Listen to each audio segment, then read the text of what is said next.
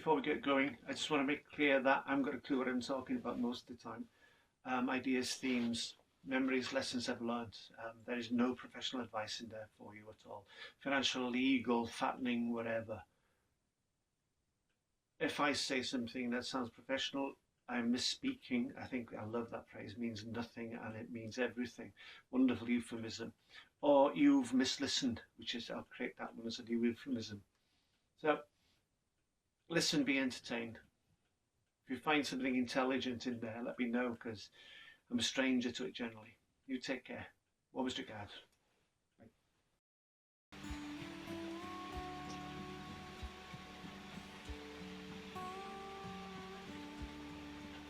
We are inside again. The reason we're inside again is because it's blowing a hoolie out there. You can see by this film I took earlier on. Okay, now it's just windy, which means that nothing's standing up. The greenhouse within the greenhouse is inflated. I suppose I tied it down well, but it is inflated. I haven't got a clue how the tomatoes are doing. If I can't go out, it would destroy any camera I would set up. So I'm back in. I got a cup of coffee here somewhere. Anyway, let's begin. I'm not going to talk about grief. It's going to be useful, but we're not, it's a terrible thing to say. We're not going to talk about grief, but what we are going to talk about is related or grows from it. I think we should all be born with a motto or a tattoo. And it should be squeeze every gram, ounce, quanta, whatever it is, out of opportunity and time. I've said no far too often, and I'm in the time of my life now where I'm saying yes, and I'll continue to say yes, just to see if anything different happens, and it is happening. And when I used to say yes to certain things that I didn't really want to do, I now say no. So I'm a contrarian, it might seem, or it's just that time has become so valuable for me, and it's some people, not many, learn that at a very young age. I didn't. I was too busy doing things like climbing and, I don't know, having fun. So I didn't focus as well as I should have. And here I am now, face melting and taking advantage of every single moment. And if somebody asks me to do something, places a burden on me, then I decline.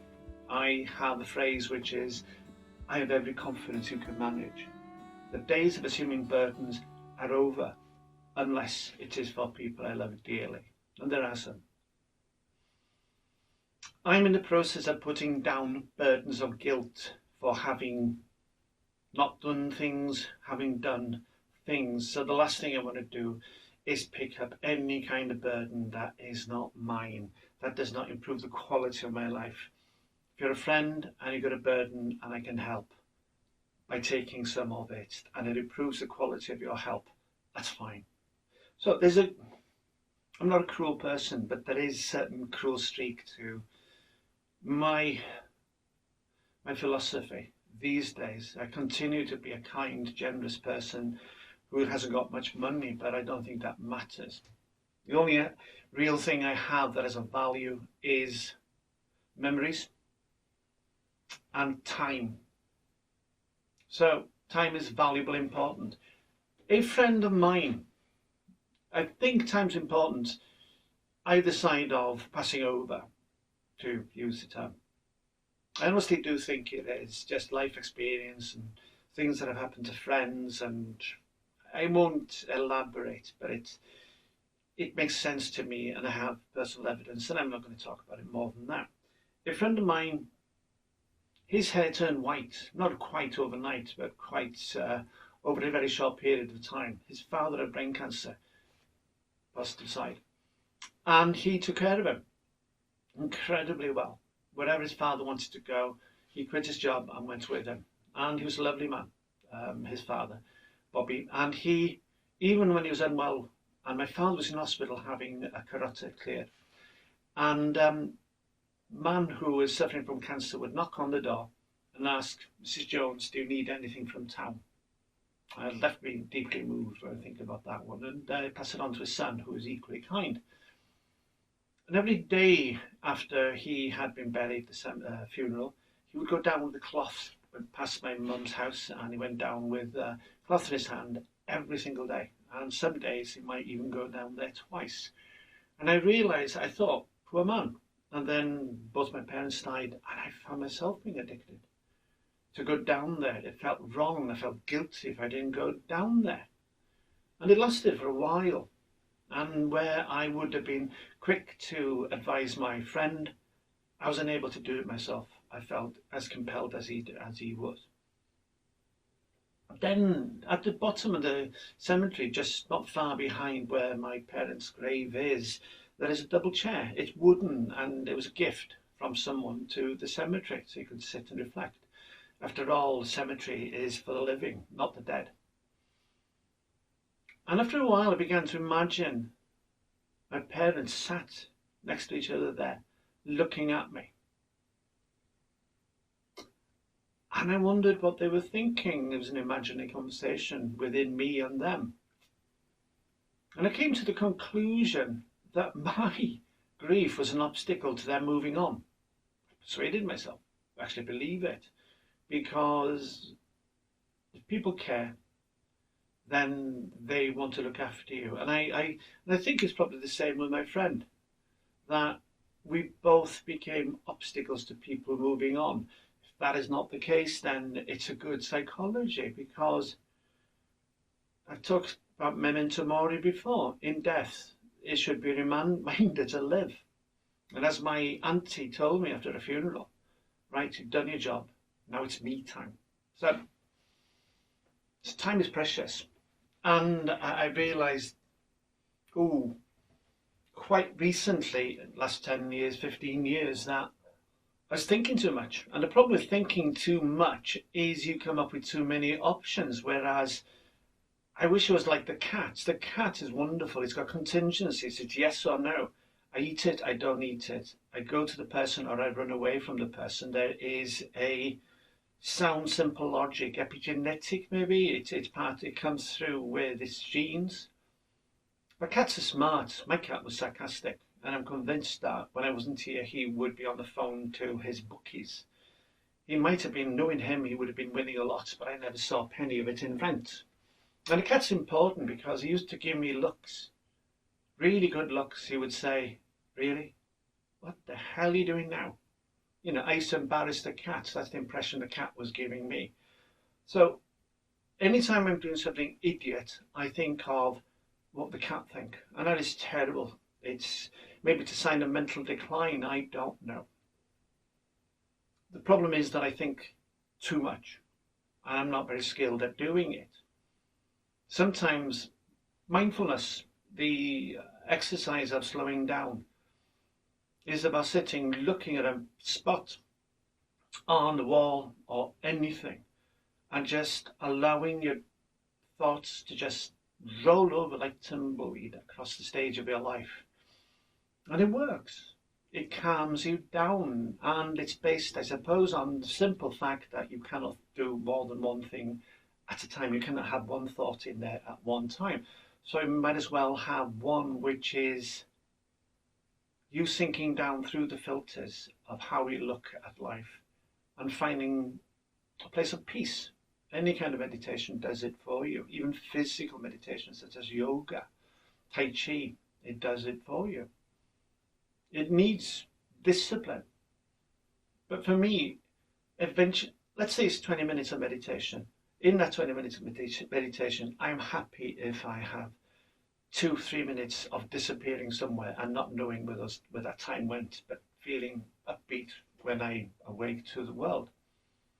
But my tendency is, for the rest of the time, let's say it's 17 minutes, it is tumbleweed, is focusing on the mantra, and then there's a bear. There's a bear pursuing at it. Something, it's a burden, it's a monster, it's something from the past that's decided that moment's to turn up, and it pursues you, Shakespearean, across the stage and off at the left, or is it the right? You reach the stage, and the most important thing you can think of is doing something. I know people who time passes slowly for them because they do nothing. I have contingencies. I have contingencies. I open the curtains in the morning. I look out, and it feels like this morning. It was blowing a hoolie. It was horizontal rain. I didn't get depressed because I had an option. I created an option for myself. The option was, I can't go out and do exercise. I can't go out and do some weights. I can't go out into the greenhouse. What am I going to do? And I had a list of things to do. And I've been doing them all day. And I feel very satisfied. It would have been nice to go outside and do exercise, but it's not possible. So like grief became a problem, became an addiction. Picking up burdens from other people can as well. Not necessarily because of fear of offending somebody, but you get addicted to doing it. It's not that you feel like a saint, it's just that you have programmed yourself or been programmed by other people to say you've never let them down. And if you do let people down by not helping them, then you are an awful person. Maybe it's along those lines. We should have in our pockets protective contingencies. And why should we need to protect ourselves? Well, quite simply, you'll end up making somebody else's life easier, which again is okay with somebody. I was a carer, so no, it's a very noble thing to do. But don't do it for everyone. I used to have a job where it was my job to pick up other people's burdens and resolve them. I used to say to some people with severe problems that I knew how to solve, I would say, leave your burden here, go home, and I'll get back in touch with you and let you know what's going on. That's good. That was my job. So as a professional, I did that. Sometimes I felt that it was the suit and tie that was doing the talking for me. And I reckon if I put the suit on the chair in front of the people, that they would probably discuss whatever it was on their minds with the suit. So I'd given up picking up burdens. I used to have a face that said, I can help you. Now my face is, no, I can't. And my phrase is, I have every confidence you can sort the problem out yourself. And my protective contingencies are as simple as avoiding people, especially people who just drown you in their crap. The guy in the supermarket who starts with hello, how are you, and within a minute you were down to the consequences of his girlfriend leaving him 30 years ago. And the language gets coarser, louder, and you are embarrassed, and they think, what would the cat think? So it's difficult. As you move away, it moves with you. So I protect myself from that one. I do not think I'm a coward by actually moving away. Critical thinking gives you power. Cats exercise critical thinking all the time. Told you, I'll do this, I won't do that. I will train this human, I won't train that human. Somebody said that people with cats are kind people. You could change that one a bit and say people with cats have been dominated and somebody else is in charge of their lives. The cat. So critical thinking gives you power over your life. It honestly does, because you function in a state of honesty. Lots of people avoid honesty. When they think, they think no further than what I want, what I wish for. This guy promised this to me, that guy promised that to me. We've seen how dangerous, how appalling that can be in politics. And critical thinking must be worth at least 20 IQ points. You can gain 20 IQ points simply by asking questions about who benefits here. Why did that person say this? Is that going to improve the quality of my life? Did that person lie? Am I a racist? Am I discriminating against other people because simply somebody else has told me it's a good idea to do it? And simply asking a question of, who benefits here? Do I benefit here? Does my community benefit here? What about health? Is our health as a nation going to improve? Is the infrastructure of a nation going to improve? These are very important questions, but you've got a whole nation who seem incapable of asking those questions, because those questions give you power over your own expectations, because there's an honesty to it. You look at the outcome as it is, and you have power over other people. in that you don't give them your support. You just say simply, I have every confidence you can manage, and then walk away. You need power over tyrants, even that tyrant is you and your bad habits. We can only hold one thought at a time, so we might as well make it a good one. If you got tinnitus, I got tinnitus. It's there all the time, but I don't suffer from tinnitus all the time. It's only when I stop that occasionally, oh yeah, I've got tinnitus, I can hear the hiss. And it's the same with joy and happiness. When we go through the day, we don't live in a state of abject misery all the time. There are moments when we smile, there are moments that we laugh, watching television, watching something funny happen, seeing a cat, seeing something cute, a friend saying they love you, a friend that challenges. That is a big challenge, that one. There are moments in your day when good things happen, and it's like tinnitus. You don't notice it most of the time, and then you stop. And then the tinnitus comes back. So you can live your life with tinnitus and not suffer from tinnitus. Quite simply because you're busy and your mind can only do one thing. You can focus your senses on one thing at a time, and that's it. So during your day, there are instances of funny things happening, of joyous things happening. They may be fleeting, and the thing is, we haven't trained ourselves to notice them en masse. So that's the joy of developing a habit, having a little book, calling it a journal, and saying, okay, that was funny, I'll make a note of that. That was sweet, that was kind. Beautiful sky. I saw the sun come up, saw the sunset. Somebody did me a favour and they didn't need to. Make a note of everything. And every year in a week, review it. And it becomes your shoe of leather. So you will eventually, if you make a concerted effort, you have to put that caveat in, because you have to make the effort. You can spot more reasons to be happy than to be miserable. There's a lot of crap around us, enormous amounts, and we can become depressed by it. I don't watch television, I don't have a television. I watch news in general terms. I pick up the dynamic. News is one journalist reporting on the viewpoint of another journalist who has reported on the viewpoint of something else.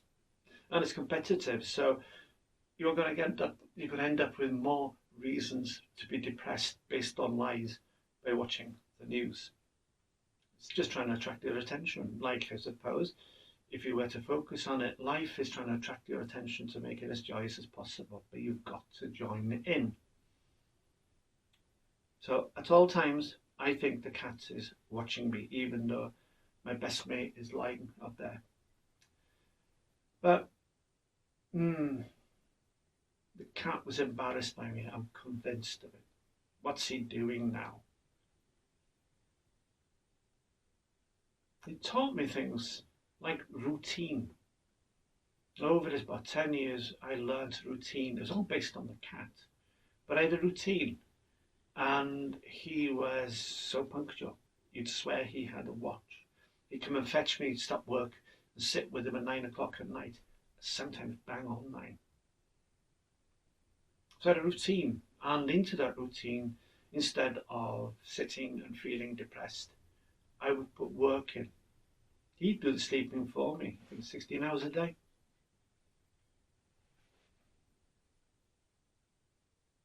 I went from tumbleweed, even though I'm hyperactive, to a degree of mental discipline. And I do things that can bring me reward in the short and medium term. Long term we can't control. We only control this instant. We can try and project into the future. But between now and the future, things can change. We can have different points of view, or we can decide, I'm going to follow that rather than this. Here's another one.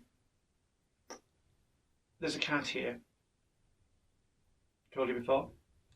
She needs to be warmed. She's very poorly. I worry that she's now on the edge of going to find somewhere to sleep. And it breaks my heart. I could improve the quality of her life, but I can't catch her. I feed her. She must need worming because she eats all the time, or it could be an end of life thing.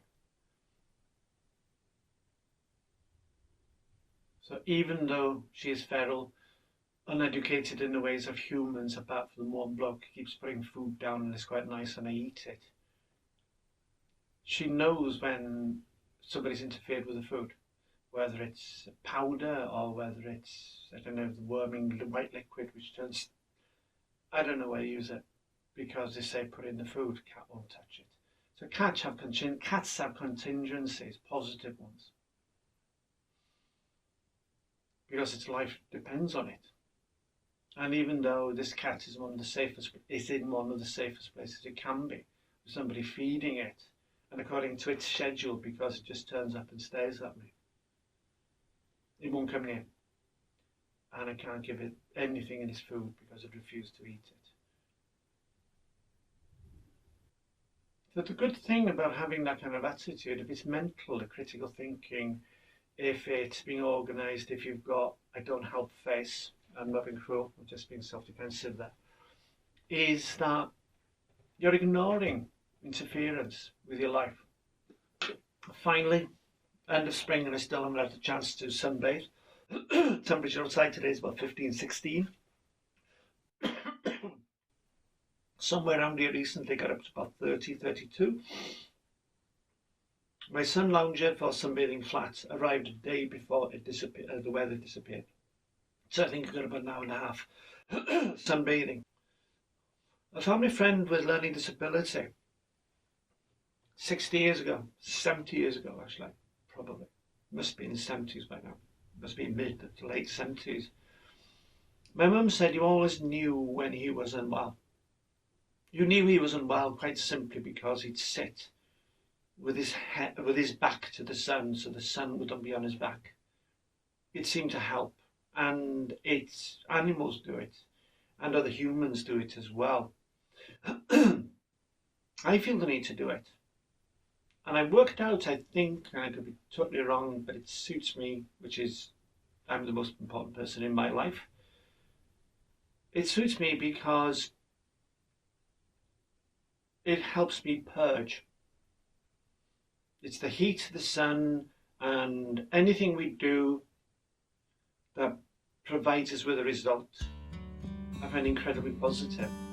And people are never healthier looking and eating better than in summer, in sunshine. Which is why probably I'm miserable as sin and pale as any, because we don't get sunshine. So, it's good enough for David, for his reasons, for the reasons many people do it and animals do it. It's good enough for me. However daft it might seem, I always feel better afterwards. It doesn't make me feel any more handsome. You know, that train left years ago, but it makes me feel healthier. And healthier people are just look better. That one was all over the place yet again. I had to make these briefer, and listen, if you found anything in there that just tweaked the thought, made you think, okay, then please do give me a like. And if you want any more of this idiocy, then subscribe. Stay keep moving. Give a guy a break with the algorithm. It will eventually be sunny. I have every optimism that that will happen in my lifetime. I have a sunbed ready for it, sun lounger, and it is on standby as I am. And a little book I wrote called I'm Waiting as Quickly as I Can. So I wish you well. Take care. The weather will continue to be what the weather is, and I will wait for the weather that is suitable to me. I wish you well. Be happy. Be well. Focus on the happy things. Notice that they happen. Be aware that being miserable is a part of life, but being joyous is also a part of life. So start looking for it and start making a note of it. You have responsibility to yourself. This is no rehearsal. Once it's over, it's over. On this physical plane, whatever your place. So, brushed, it's coffee, and we shall I'll speak soon.